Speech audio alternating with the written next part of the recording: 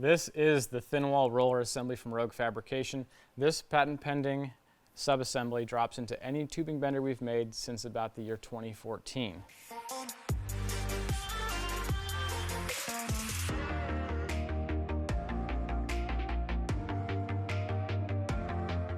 This hole right in the middle here, where my fingers are, is where the main axle goes through. Same as the pressure die on a regular machine. So when the machine's bending, it's going to push down in the back. As the bend wheels rotate and it pushes the material through the machine, that force is going to push up in the front, and that die is going to control the outer profile of the bend. The goal there is to reduce deformation without requiring the complexity, cost, and size of a mandrel. Now, our mandrel bender is probably the most compact one that you can get. The frame for it's hanging on the wall behind me on the right, but some people don't want to invest the cost of that mandrel assembly, even though it converts relatively quick and stores relatively compact. This is the solution. So this will take your bend quality on difficult applications from being deformed probably close to 10% down to the 6s. Most manufacturers that make tubing benders don't want to talk about tube deformation. It's kind of like this secret they try to sweep under the rug. We're a technical sort here. We don't mind talking about it. So a typical application on our machine, which has round profile dies, and when I say round profile dies, I mean this groove right here in the middle of the die. It's actually perfectly round. It probably seems obvious. A lot of machinery has a slight V shape hybridized into that groove. It does a great job on really thin stuff, and it allows you to have a controlled deformation in 2 spots in the bottom of the bend and 1 spot in the top. It's clever and it works really well. It passes tech. It's totally safe. And the only downside to it is it's incompatible with mandrels because it'll pinch the mandrel. So it limits somewhat the upper ceiling of performance for the machine. Now, a really challenging application in our bender will have a nice clean inside radius, you know, because the dies are still round. So there's no, obviously, wrinkles. Inside deformation, I mean, if you put radius gauges on it, it's basically like perfectly even all the way around. It's not deformed. The outside is where the stretching takes place. It's where all the tension is during the bend. So if you don't do anything to the inside of the tube, you will get stretching on the outside of the tube. This one's deformed about 10%. So I don't like the way this looks. It'll probably pass tech at any track in the country, but it's not ideal.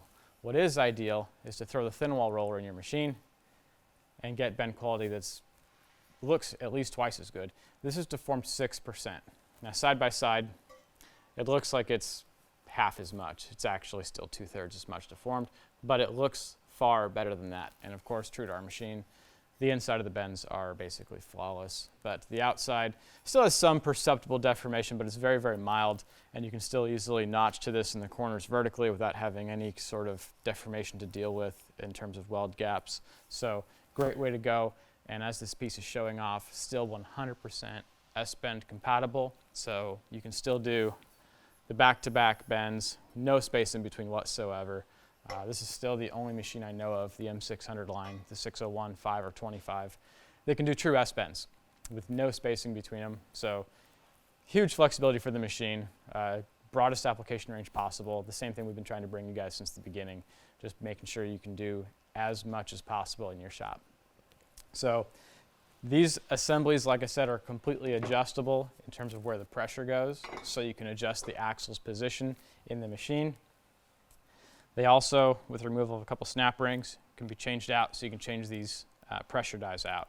So currently we have them available for 1 and I think 1 1/4 up to 2-inch OD, and we of course include 1 5/8 and 1.9 and 1.66. Those last two are the decimal names we have for pipe. 1 1/4 nominal, 1 1/2 nominal. So great for boat work. These are of course compatible with bending aluminum, stainless, or carbon steel because they're rollers, so they're our broadest application range design. If needed, we will probably offer UHMW rollers in the future. That's ultra high molecular weight polyethylene.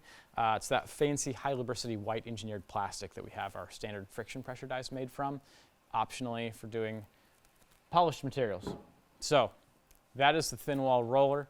It is a fantastic upgrade for your machine, and it's nice because it doesn't include any requirements for adjustment during bending. You basically set it to the place where you want it, and you just leave it there and do your bending.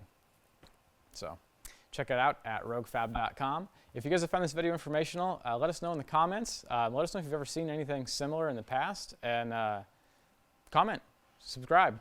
helpful for us. Thank you.